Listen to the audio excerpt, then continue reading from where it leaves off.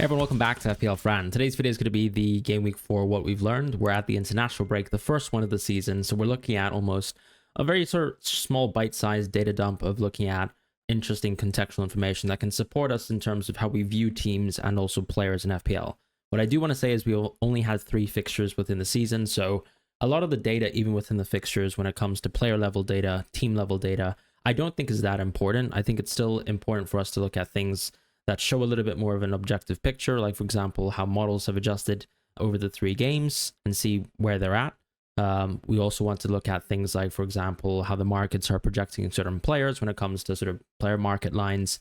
At the same time, I also think it's a good time also to look at defensive contributions.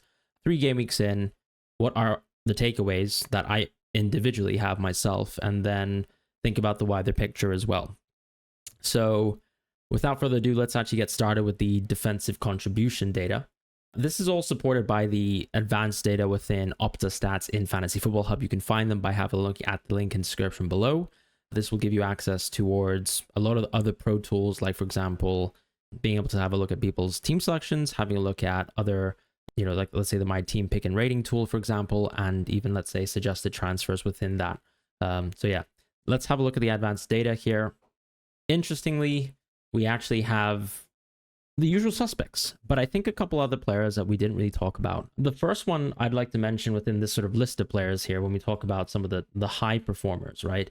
In defense is Vandenberg. I spoke about how maybe Pinnock, in the preseason, of course, when I wasn't quite sure what Brentford were going to field in terms of their center backs, I was talking about how maybe a Brentford center back could come out on top. Vandenberg and Collins is the pair right now within this club. I think Vandenberg completely smokes Collins right now in terms of numbers.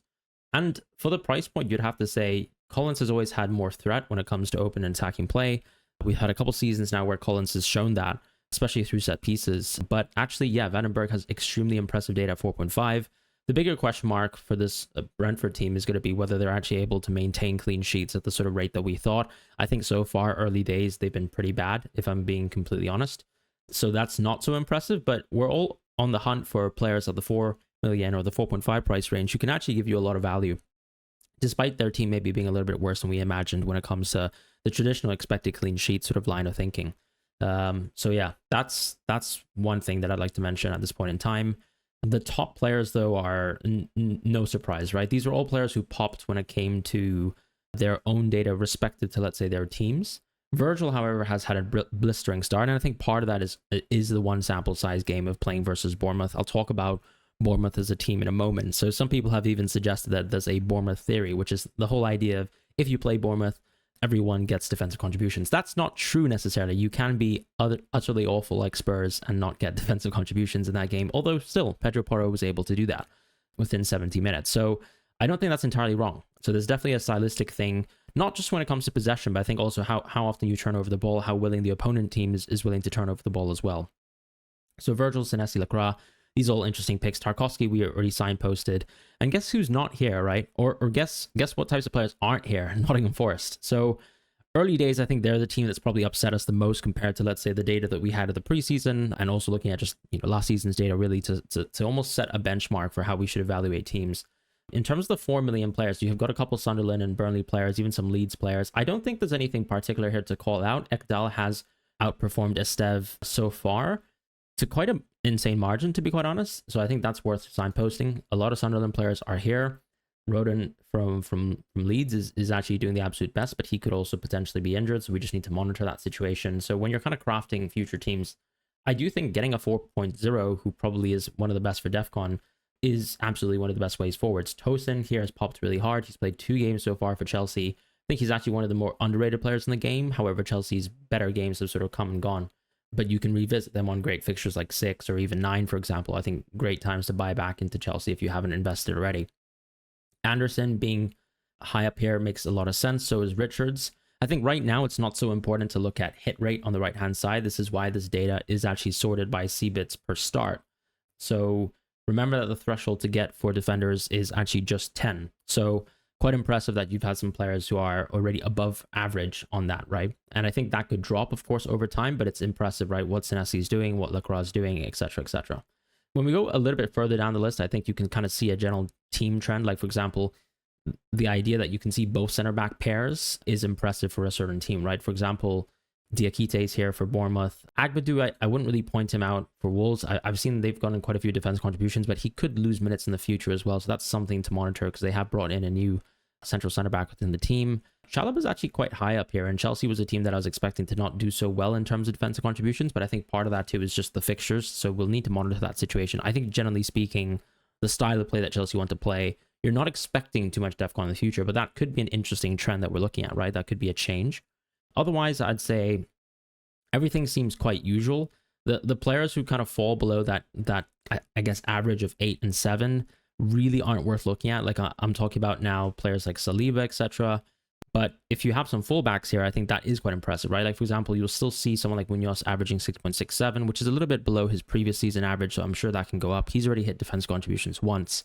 But there's other players like, for example, Kenny Tete here, who could be quite interesting. So worth mentioning that there's still some fullbacks who've done well early doors in the season and being able to actually rack up some defense contributions. They might still find themselves within certain games, maybe like 10%, 20% of the time, being able to get these defensive contribution points. So quite impressive here. Like Aït-Nouri, for example, and Aina have done within their individual games in Game Week 1. Moving on towards the midfielders here. As I said, all this advanced data you can actually find within the Opta Stats tool within Fantasy Football Hub. So if you're actually interested in, getting a, let's say, advantage over the field, being able to have a look at some of the picks ahead of time and see where trends are moving, have a look at Fantasy Football Hub, as I said, in the link in the description below.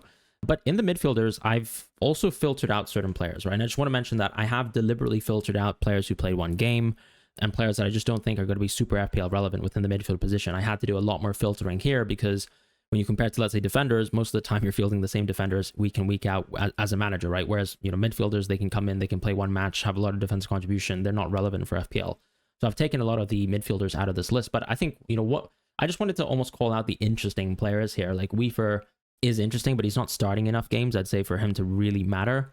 Lefay, if he continues to start, I think that's an interesting trend, right? Because we know he's a penalty taker, but he's only played one match, so it's not super relevant right now to even think about Lefay until he actually starts to become uber nailed.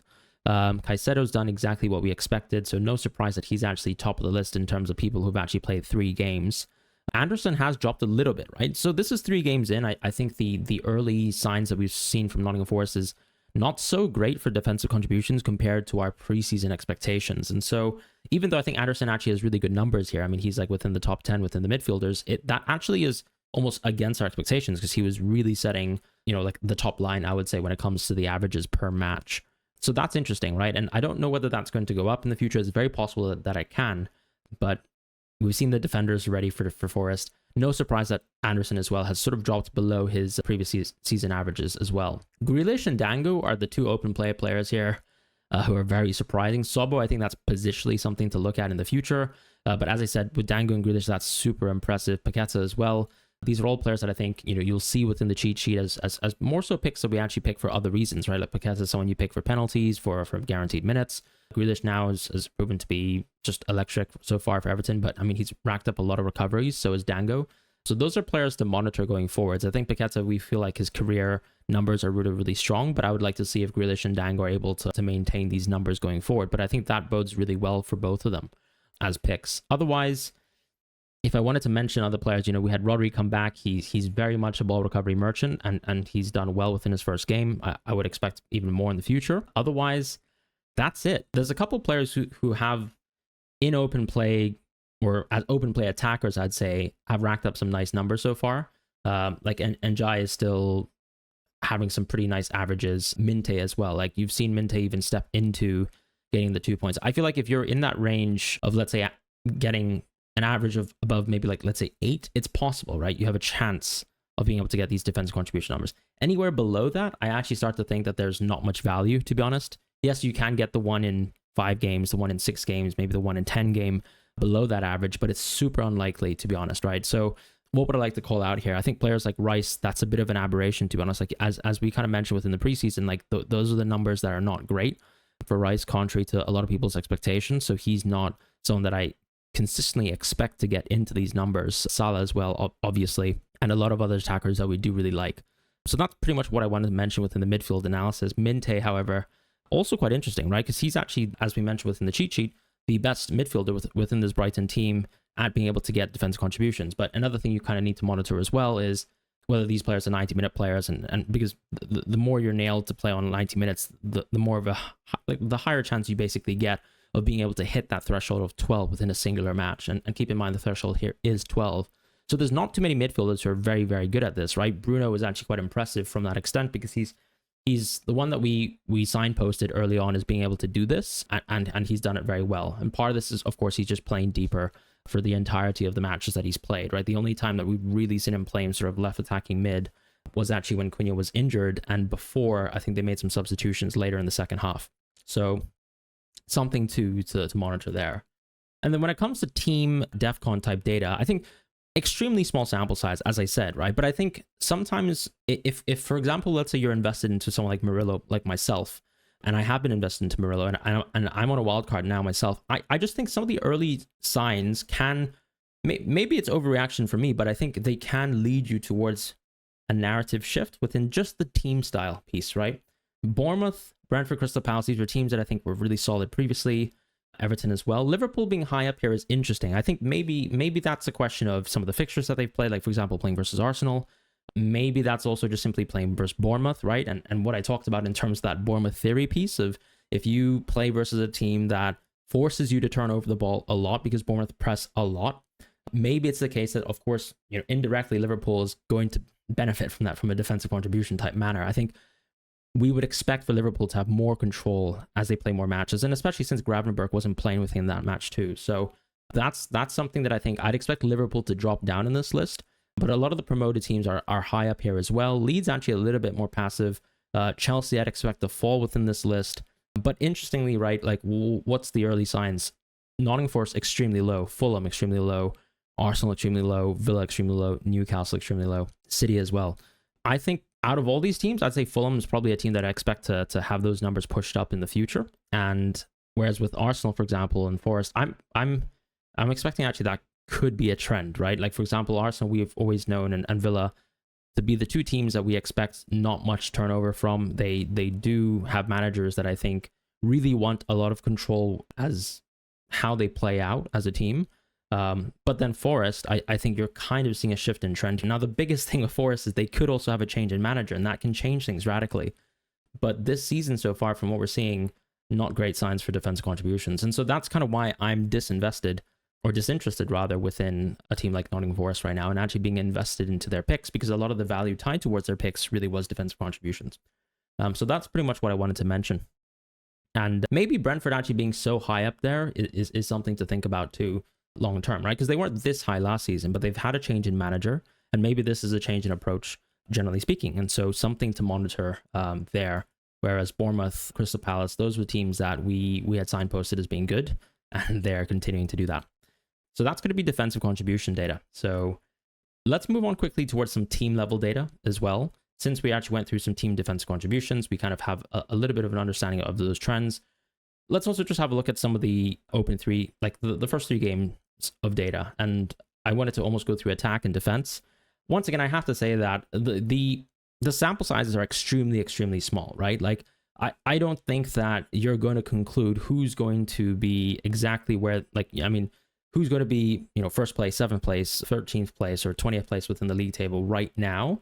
But there have been some positive signs for lots of teams and some negative signs. And I don't think it's worth overreacting to them, which is why we're going to go and look at a model and see how a model has, for example, taken in those impacts. And as I say, models are built on years and years of data. They're built on, obviously, a lot of different assumptions by the model makers. But generally speaking, I think the better the model, the less reactive it is to up to 1, 2, 3 games of sample size. But you will start to see that a model reacts to these trends. And I think a lot of people will ask the question right now is, are the models reacting too slowly? But I think all you need to look at, for example, with this sort of small sample size is, I guess, what are the takeaways, right? Like, for example, if you look at this list now in terms of attack and defense, when it comes to, let's say, NPXG, if we just start with attack, like, I don't think we're thinking Liverpool is going to be a bottom half offense, right? So they've really struggled. And part of that is just simply because they've had tough fixtures. With Chelsea, I think conversely, they've had some great starts, but then also some of the set piece chances have allowed them to have some really, really high XG shots that probably over influences, I guess, how the games have gone out for a team like Chelsea. But so far, of course, we can almost categorically say Chelsea's had the best start to the season on underlying numbers, right? Non-penalty or penalty included. So they've clearly had a blistering start. But even, for example, United being so high, part of that is just simply influenced by the one game, which is going to be Burnley at home. So that's like a takeaway there. City, positive signs, of course, when it comes to attack. And I think a lot of people have already sort of made that trend in terms of associating that with Haaland, who's gotten the majority of the chances, right? And started the season great when it comes to his own personal underlyings.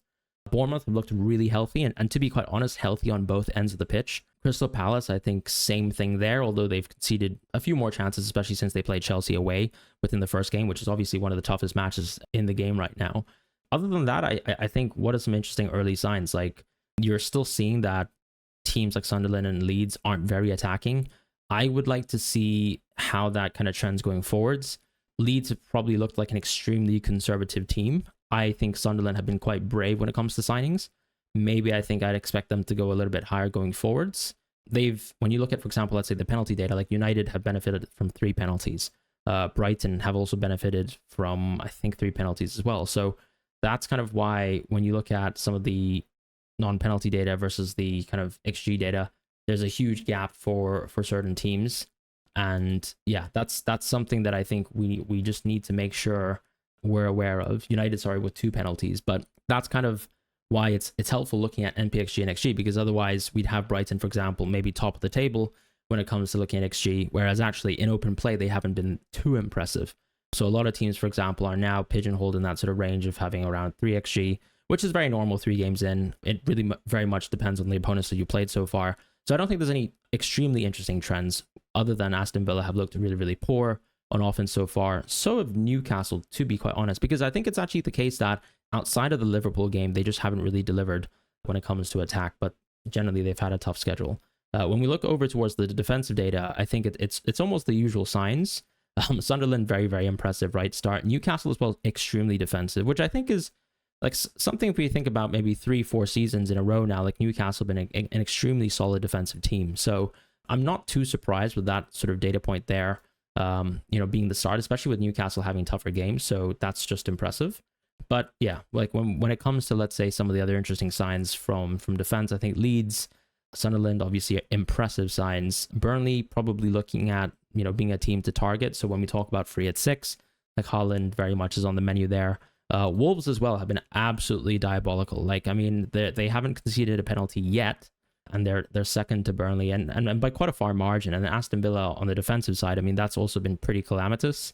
Is it because Crystal Palace is just their permanent bogey team? I'm not sure, because personally they've just been playing really poor across the board in a lot of their matches. Brentford have looked probably better than people think. I think the same thing can be probably said about, let's say, West Ham, who people had almost eyed up as being the absolute worst team. So there's going to be a lot of moving trends here in these spots, but I think taking away the penalties is quite helpful when it comes to, let's say, just seeing how these teams are doing it in open play. Like Liverpool is also a team that I think I would expect them to move up in this list, right, in terms of being a much better defense, as we should usually expect. Like they did really well versus Arsenal, and maybe that's because, of course, Arsenal aren't always attacking all the time, but just something to monitor. And I think when we talk about, let's say, a team like Fulham as well, which a lot of people have been disappointed by at the start, when you take away the amount of penalties they've conceded, I think in open play the numbers still look really positive and kind of stay positive going forward. So I just want to say, don't overreact too much towards the team data. Let's have a look at, let's say, a model, for example. So the model that we're going to use, of course, is 11fi.com's model. So you can obviously find him on 11fi.com.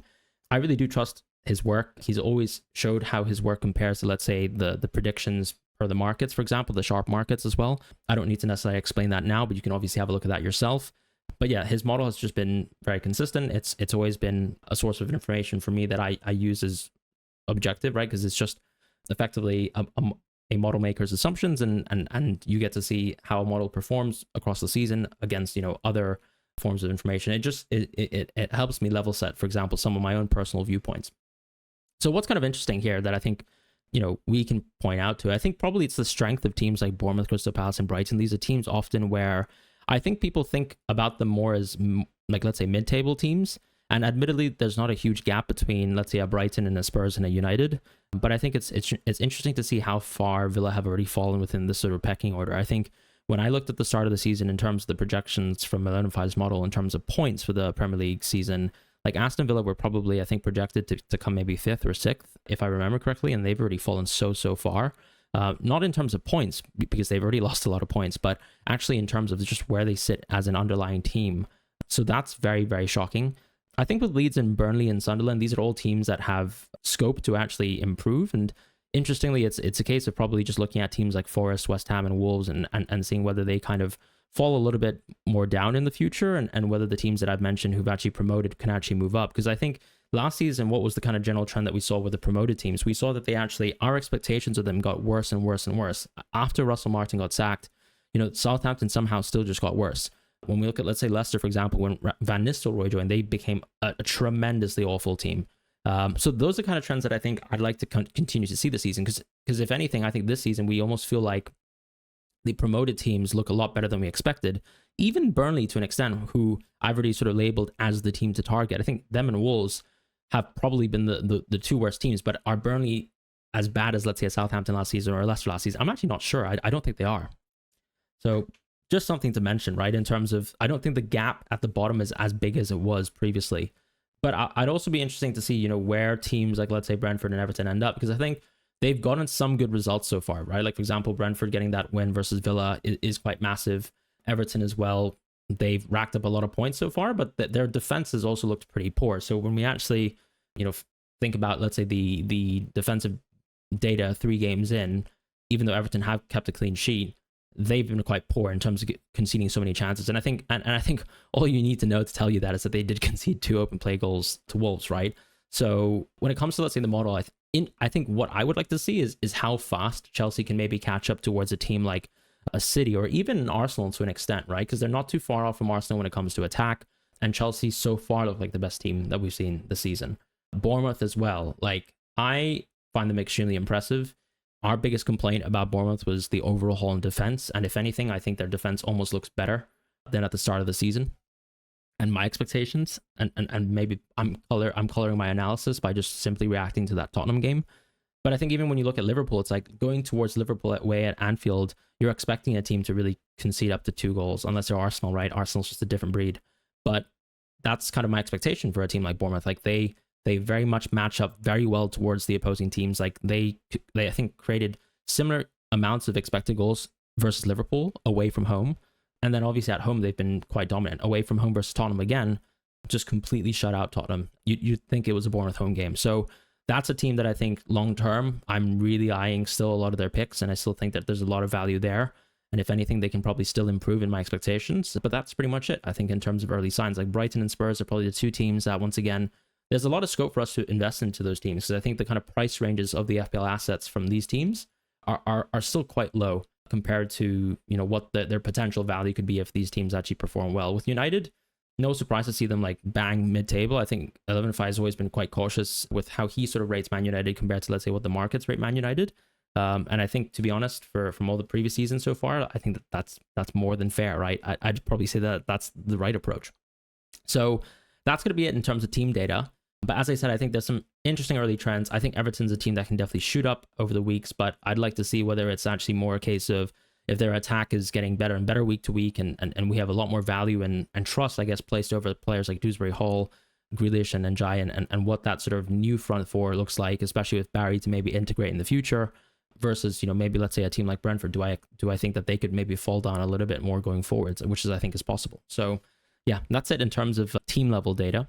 Now I'd actually like to look at some of the market level data, right? And what do I mean by market level data? Market level data is what I'm talking about here when it comes to things like season-long projection trends. So what I have here is some of the data provided by my friend FPL Shadden. You can find him at FPL Shadden, right, on Twitter. But what he's presented here is a curated graphic here of some of the best players within the game when it comes to their season-long goal projection trends and some of the big trends when it comes to key FPL assets. So this is not necessarily a definitive list of the top goal scorers in order, but rather it's more so a list of some of the key changes for some of the key players within the game, right? So some of the players, like, for example, Ekitike, aren't on this list. Don't ask me why. If you're listening to the audio, right, you would know why, right? So it's a curated list. But I think what are the interesting trends that we can see so far from this? What I would have to say is, Gyökeres actually has extremely high numbers And this is kind of what I was talking about in terms of, why I was so interested in moving into him. I just think this is basically an indication of someone who is nailed for this Arsenal team and what expectations are for him. Sure, there's been a pullback between August 29 and September the 4th, but I think you can see those season-long goal projections are very, very impressive for a player of that sort of 9 million price point. And that's just, I think, a reflection of the Havertz injury and him taking surgery, plus also penalties probably being bestowed to Gyökeres long-term. Isak has now been sort of priced in. I think the reduction in terms of the goals between August 15 and September the 4th is simply just because he just hasn't been playing football, right? So he hasn't had the opportunity to get goals. But also I think that we still think that penalties will still belong to Mo Salah, which then takes away from that sort of ceiling for Isak. And I think when it comes to sort of price points and discussing price points, like this is what I'm trying to say, where I think Gyökeres long-term is just going to be better than Isak. And I'm happy to stand by that take. I could also be completely wrong. And I'm happy to be completely wrong, but I think part of this too is also an indication that he'll have to share minutes as they manage multiple competitions and probably have a bit better depth up top compared to, let's say, a team like Arsenal. Watkins and him dropping is mostly just Aston Villa performance and him just simply not scoring. Palmer as well. With Igor Thiago, I think that's much more confidence in, first of all, he's actually been scoring goals. Second of all, Wisa's left the club, so that just guarantees his minutes. And Sade's also missed another penalty, which means that he probably should have penalties. So I think Igor Thiago has benefited a lot here. And I think when you compare to, let's say, Strand Larsen, that's quite interesting, because I probably would have had Strand Larsen as a better pick long term than Igor Thiago, but I think right now I might have to change my opinion, just simply due to, Strand Larsen still has some sort of injury where he's pulled out of the Norwegian national team training ahead of a friendly and a World Cup qualifier match. And I think that's also just a reflection of that too. Bukayo Saka, that's probably injury being reflected with Marmoush. These numbers have actually kind of consistently dropped, but I think I'd be interested to see whether that could reverse going forwards, because we're starting to see some more minutes for him, and also unfortunately injuries to Turkey, plus also just the usual question marks with Foden, unfortunately, with whatever's going on with Foden. So I think Marmoush is still someone that, when you look at the price point that he's at as a midfielder, I think he's actually still at a very healthy range, but it's also about, is there ever going to be a point in this FPL season where we can actually look at someone like Marmoush and say, okay, he is going to have good minutes over this run, I'm going to be invested into Marmoush now. And I think right now is still not that time. Eze actually has really good numbers still, and I think that's a reflection maybe moving to a better team from an attacking point of view. But I wouldn't be so confident in his minutes. Maybe I'm actually wrong to be, I guess, unconfident, but I'd like to see whether he's able to maintain those numbers. With Gakpo, you can clearly see that now the markets have actually pulled back in terms of the sort of projections that they've had for him with Isak joining. So this is almost like a reflection of what we were talking about earlier with, Ekitike not being here. So unfortunately I can't show him, but I think the impact of Isak, right? It's more about the sort of whole aspect of a team sharing goals. And even Salah, for example, has been hit by this too. With Wirtz, I think that's also simply just lack of performance from him, not necessarily anything too indicative. I'm not going to talk about Welbeck because I've never really rated his minutes too much this season. Rutter, though, still impressive, I think, but I think this is also him getting hurt by the injury, not something too specific. Like, I think when you look at his price point and the amount of goals that he has here, he is still in an absolutely unique field, right? This is someone who's projected to have similar goals to Wirtz despite being much cheaper. And it's not like Wirtz has a lot of value coming from other things like defensive contributions. Wirtz's value probably comes from assists mostly, but it's interesting to see where Rutter places. I think he's arguably one of the most underpriced players, and sometimes when I look at things like this, I do question whether I should have made that move from Rutter to Reinders. But Reinders is also someone who's done really well in terms of these lists, right? We don't have, let's say, the need, I think, to say that one FPL pick is bad or the other. Like, you can still see Reinders on this list, and he still has, for example, the booked in like 8.25 goals. So, and he's cheaper, right? So something to think about there. As far as Arias, that's dropped probably just because of performance. Minte's stayed pretty flat. I think he's actually looked like he's got really secure minutes now for this Brighton team. So going forwards, I actually expect Minte to maybe have an interesting season, simply because with O'Reilly leaving, you have Gruda playing at the 10 more so. And then Minte, I think, having now more scope to guarantee, permanent starts and permanent, 80 plus minute games. Dewsbury Hall's gone up, and I think that's impressive. I think that's just an overall reflection of, let's say, this Everton team. And you can see the Grealish numbers have gone up too. So I think what I would like to say, going back to that sort of team trend thing, is, does a team like, for example, Everton just look like a better attack, and do we rate them as a better attack going forwards? Possibly, right? Let's also not overreact to a Wolves game, though, is something that I like to mention. Malin and Martinelli dropped, I think, due to minutes. From Pong as well. And Porro, I think, potentially as well, maybe a reflection of set pieces, but not a huge sort of impactful shift when it comes to the game, right? When we shift over to, let's say, looking at the assists, I think this is a key point in time to to look at some of the numbers as well for the assists. So Grealish has clearly shot up the charts. I do think this is what happens when you have four assists in 2 matches. So crazy movements here. But in reality, like if you think about how Grealish performed compared to the initial expectation of 5.25, I think what we're almost saying is that now that those 2 games have come off, we've probably expected better minutes for Grealish and better performance overall. And if you take away those 4, you're still projecting 6 assists for the rest of the season. So just an impressive showing for Grealish, right? And that change from 8 to 10 is actually just game week 3. So that's the reflection, right? With Bruno, you're looking at a bit of a pullback here. And I think that is simply just he hasn't gotten any assists so far. And he's had some great games, right? Like taking Burnley away or Burnley at home from the calendar and not getting an assist away from that is basically going to take away your assist total. Palmer with injury, Saka with injury, Kudus, small pullback. I think that's maybe Xavi Simons related, but he's actually just generally had better expectations if we compare it to the start of the season, right? Wirtz, I think that's performance related. As a interesting, the numbers I think are higher, but we were also expecting a little bit of uncertainty around Eze when I think some of the sort of market projections initially came out for Eze in August 15, right? And obviously there's a change in attacking quality. So maybe that's just a reflection of that. In terms of Rodgers, that's dropped, and I think that's very similar to sort of what we talked about with Watkins in terms of just not delivering over the first 3 games, right? That's going to take away from your season tally. Minte looks pretty healthy. And Bemo, there's not too much to say. Reinders has actually gone up, but I think that's just a reflection of the minutes. Like right now, Reinders seems like an absolutely nailed center mid for the City team. And if you're a nailed center mid for the City team, you're just inevitably going to get goals and assists, a slow burn almost really over the course of the season. And you don't really see too many other players too high up this list who are at the same sort of price point as someone like, for example, a Reinders, right? Like he's still the cheapest player on this list. Sobo, quite interesting. Dewsbury Hall, that's clearly just a reflection of the 1 assist, but also, as I said, more minutes guaranteed. And he's played 390 so far, right? Whereas I would have thought someone like Alcaraz, for example, could have subbed him off in some previous games, and I think can still do in the future. But just maybe also a reflection of this Everton attack, as I said.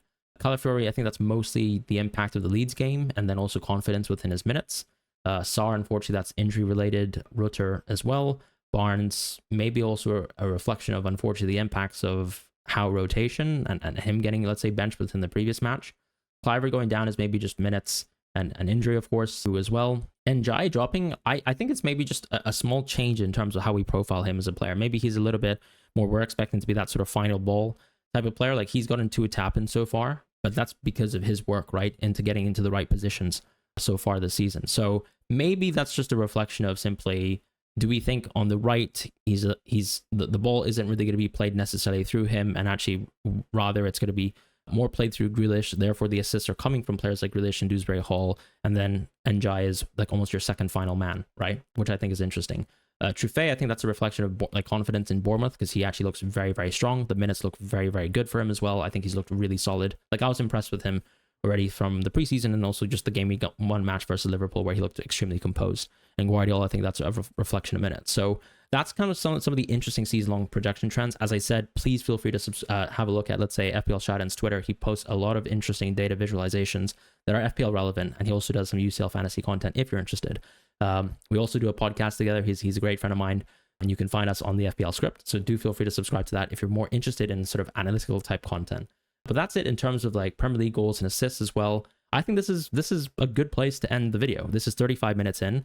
I've talked a lot. I think my mouth is extremely dry. I'm going to cut the video here, but I hope you guys have enjoyed the content, and hopefully it informs you in terms of making some future decisions in FPL. And maybe, of course, if you're like on a wildcard myself, like this type of data, I think is generally helpful, right? Like a lot of these are different but objective sources.